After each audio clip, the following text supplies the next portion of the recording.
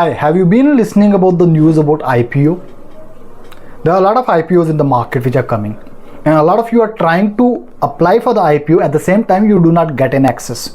क्या आपको पता IPO होता क्या है या कैसे होता है? तो आज का जो वीडियो है इसका टॉपिक है IPO होता कैसे है। तो उससे पहले मैं कवर करता हूँ IPO होता क्या है। आपकी एक प्राइवेट लिमिटेड कंपनी है, आपने उसमें क्या करना है, पब्लिक को एक्सेस देना है इन्वेस्ट करने का। तो एक पूरा प्रोसीजर होता है, अलग अलग स्टेप्स होते हैं जो हम डिस्कस करेंगे इस वीडियो में। उसके थ्रू हम क्या करते हैं, आपकी कंपनी को प्राइवेट लिमिटेड से लिमिटेड कर देते हैं, जिसमें कोई भी रिटेल इन्वेस्टर हो या इंस्टीट्यूशन इन्वेस्टर हो वो इन्वेस्ट कर सकता है और आपकी कंपनी लिस्टेड हो जाएगी किसी एक स्टॉक एक्सचेंज में। आपका NSE हो सकता है, आपका BSE हो सकता है। जब हम बात करते हैं IPO के स्टेप्स की, तो सबसे पहला स्टेप जो है IPO का वो कौन सा है, क्वालिफिकेशन। कि आपका IPO का कुछ तो क्राइटेरिया होगा। जैसे मुझे अगर एडमिशन लेना है मुंबई यूनिवर्सिटी में, मुझे BAF कोर्स करना है, उसका भी क्राइटेरिया होगा ना, मेरा परसेंटेज क्या है, मेरा जूनियर कॉलेज का मेरा पास हुआ है कि नहीं हुआ, हर चीज़ का एक क्राइटेरिया होता है। सिमिलरली IPO करने का भी एक क्राइटेरिया होता है, क्वालिफिकेशन होता है। उसके बाद अपने पार्टिसिपेंट्स कौन कौन से लगेंगे। So the second stage is appointment of IPO participants. Now your third stage is registration of the document. आपका क्या हो गया, आपने क्वालिफिकेशन क्राइटेरिया मैच कर लिया। उसके बाद आपको जो पार्टिसिपेंट्स चाहिए थे उसके लिए आपने वो मैच कर लिए, आपके पास सारे पार्टिसिपेंट्स आगे लाइन में। अब क्या करना है, आपने डॉक्यूमेंट्स रजिस्टर करने। अब कौन से डॉक्यूमेंट्स होते हैं मैं डिटेल में बताऊंगा। Next is determine the price of the issue.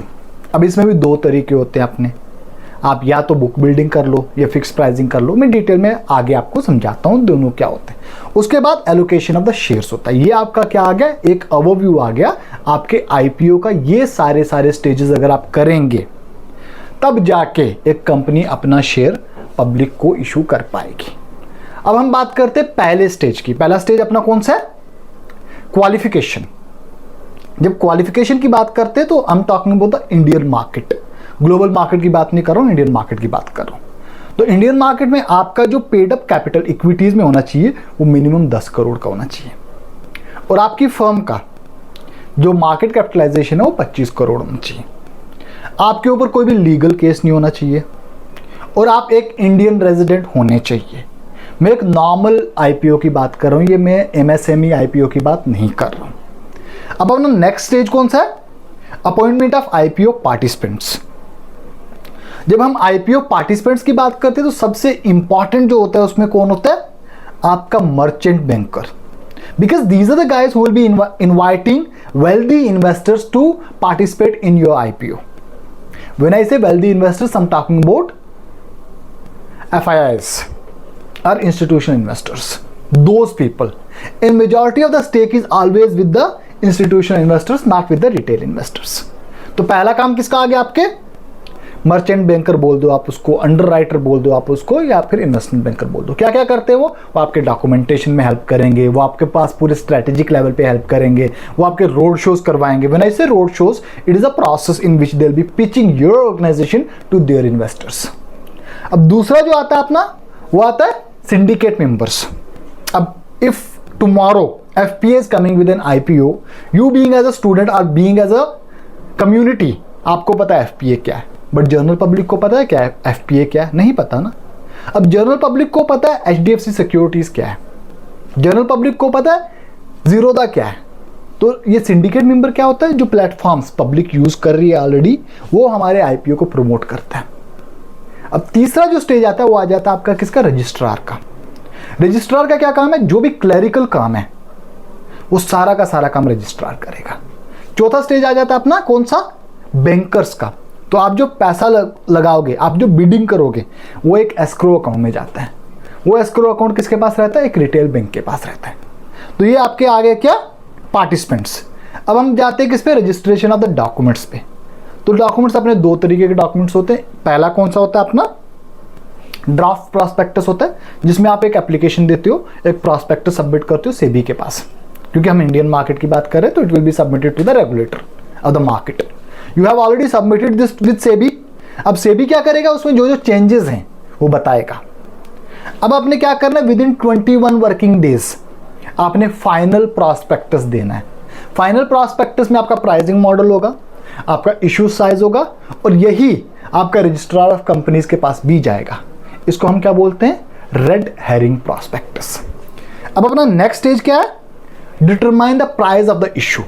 अब प्राइसिंग कैसे होता है? Again there are two ways, one is fixed pricing, other is book building pricing. अब फिक्स्ड में क्या है? Based on the qualitative and quantitative methods, जो भी आपके पास एसेट्स हैं, लायबिलिटीज है, जितना भी टेंजिबल और नॉन टेंजिबल है, उस सबको देख के आपने एक बोला। फॉर एग्जाम्पल, आप अपने शेयर का प्राइस रखना चाहते हो कितना?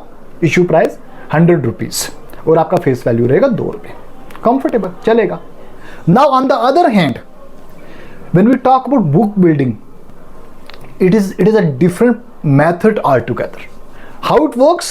There will be a bidding. किस बेस पे? There will be a floor price, there will be a ceiling price. तो अपने को प्राइसिंग दिया गया, एक बैंड दिया गया है। Now being as an investor, you start bidding on that.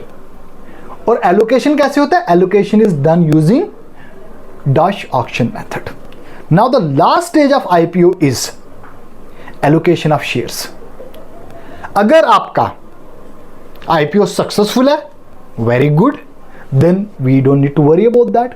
अगर अनसक्सेसफुल है, तब वहां पे अंडरराइटर का भी काम आता है, जो कि इन्वेस्टमेंट बैंक रहता है आपका मोस्ट केसेस में। वो क्या करता है?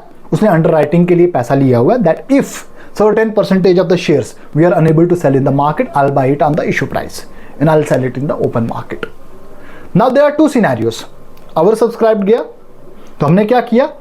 जो अपने पास एप्लीकेशन आया था, जो पैसा ज्यादा आया, पैसा रिफंड कर दिया। सब्सक्राइब गया, तो अपने को स्ट्रेस नहीं, हर किसी को equal allocation of the shares हो गया। अंडर सब्सक्राइब गया तो क्या होगा? एक तो अंडर राइटिंग पार्ट आ गया, दूसरा पार्ट क्या आता आपका? आपने शेयर्स एलोकेट कैसे करने। तो again based on the people, जितना जिसने किया हुआ अप्लाई, उस हिसाब से हम उसको दे देंगे। अब ओवर सब्सक्राइब के केस में हम कैसे देंगे? We will be giving them using a pro rata. अगर आपको ये वीडियो पसंद आया है, in my IBOC classes at FPA, we do the simulation of each and every concept which we study in the course. Reach out to us, we are happy to help. Thank you so much.